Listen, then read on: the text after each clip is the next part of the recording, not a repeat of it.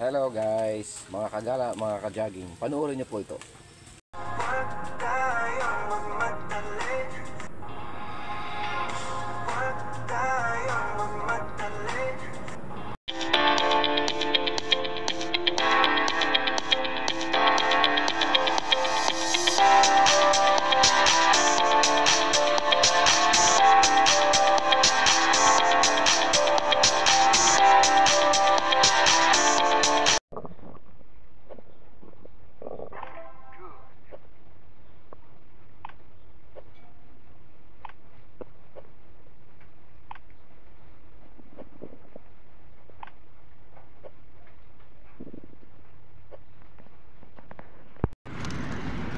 Hello mga ka-jogging, mga katakbo. Ito po yung dating night market nung araw. Last year lang to. Nakabakod dati yan. Ngayon wala na po. Ni isang rides wala na. Wala na, nilipat na ng location. Ayan yung dating ano. Ito yung parking nung araw ng mga sasakyan. Dito ako nag-duty nung araw. Ngayon ang tinan mo, abandonado na. Puro damo na siya oh. Ayan guys oh. Madamo na, hindi na tulad ng araw.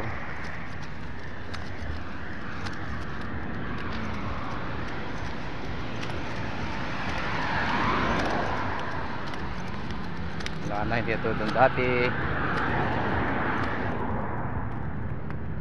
Luwag po niyan dati. Ang dating night market, Fiesta Carnival, Olongapo, SBMA.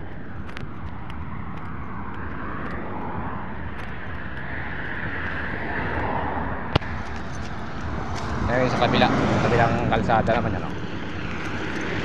Wow, Pasko na sa kanila oh. Paskong Pasko na oh. Oh, daming palamuti. Ganda. Malayo sa tulad ng dati. Sukal na siya guys. Okay, bye bye mga ka-jogging. Hello po mga taga Olongapo, SBMA, mga kagala, ka-jogging. Ayan po, papakita ko sa inyo. Ayan yung part na abandonadong lugar. Tinawid ko na po siya. Itong mixing video na susunod nito, ayan po, pakita ko sa inyo dyan kung paano siya in-install ang Carnival. Isa po ako, mapalad po ako napunta dyan, nakasama sa nagawa. Bago kasi po magbukas yan, kasama ko sa construction, nagbuo dyan. Halos mga taga-Pareto rin kasama ko nagbuo dyan. Cable pulling, tapos pag-prepare ng mga pwesto nila dyan, yung mga nagre-renta. Pagkatapos po yan, nung nag-open na, pumasok lang ako as marshal. Hanggang gabi po yan, trabaho namin. Ayan po, abandonadong lugar. Sana po may nakadagdag po akong kaalaman sa inyo, sa aking mabahagi. Ayan po, tingnan nyo yung lugar oh. Abandonado na siya no? Pero nung araw yan talaga namamayagpag talaga yan. Na-assign ako dyan sa parking lot December 24 magpapasko. Pero wala magpapasko kasi mga tao nag-uwi ang kaagad eh.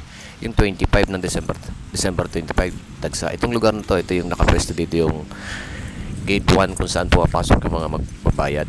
Na-assign din po ako dyan. Mahigpit po ang namin dyan, bawal magpasok ng mga pagkain. So tinitingnan siyempre kung baka may mga dala-dala yung mga patalim o deadly weapons yung mga papasok. Chinecheck namin yan. Itong lugar na to, ito naman yung lugar ng nagtitinda ng mga damit, mga ukay, parang mga itong side na to, exit na po yan, papunta ng park and shop. Dyan meron din nagtitinda dyan sa labas, mga dyan sa Pangketa.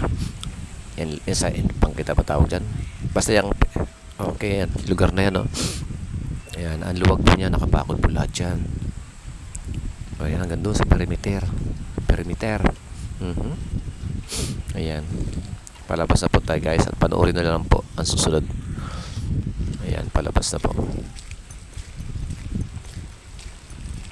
Yan, itong lugar na to, meron dyan mga tumatawid ng mga bata na siyempre mawalang pambayad ng entrance fee. Lumulusot sila dyan, may burnal dyan eh. Pasok sila dyan. Ayan. Okay po. Next time, panoorin po. Enjoy.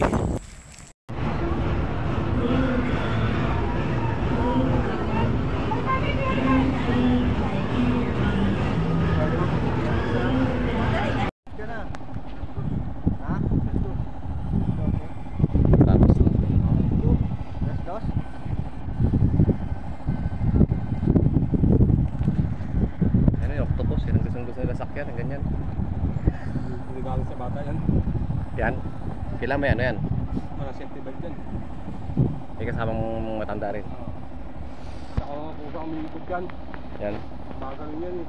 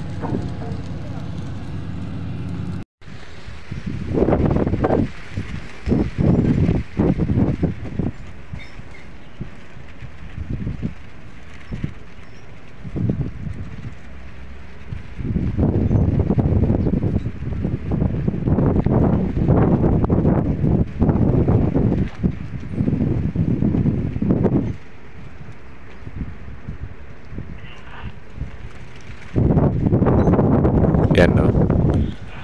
Ayan yung sa lugar ng ano, yan, biking.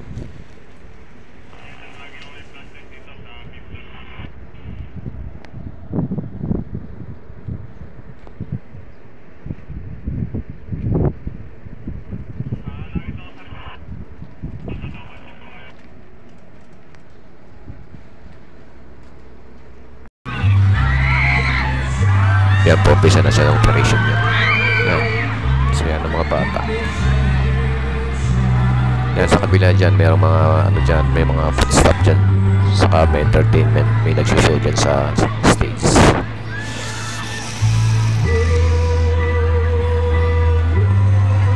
Okay. Nakita niya ako, nagulat ako. Nagulat ako, may tumalan sa likod ko eh. First time ko sumakay dyan, hindi na umulit. Parang nakakatakot naman sakit natin yan. Inuhugot yung bituka mo.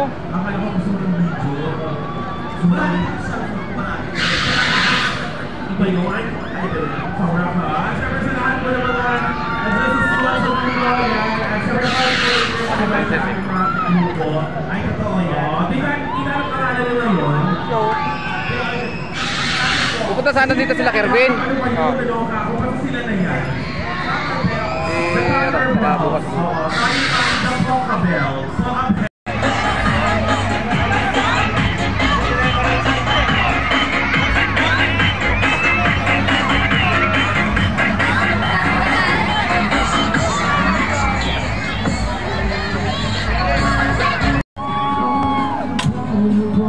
Makabot kasi ako sabi ay tatayo ko na naman yan.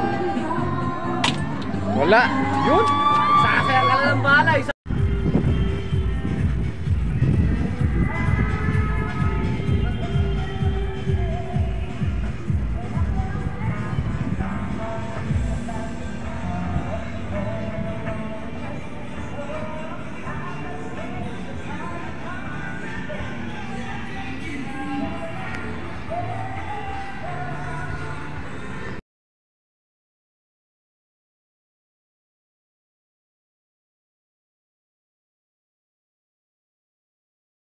Ayan. Yan yung mga kasama ko, Marshall. Sa gate 1, ayan. Mga kasama ko yan. Yan, taga-Barreto rin po yan. Si Chika. Ayan, kailangan may tatak kapag lumabas ka. Kailangan pagbalik, kailangan may tatak sa braso. Bye-bye.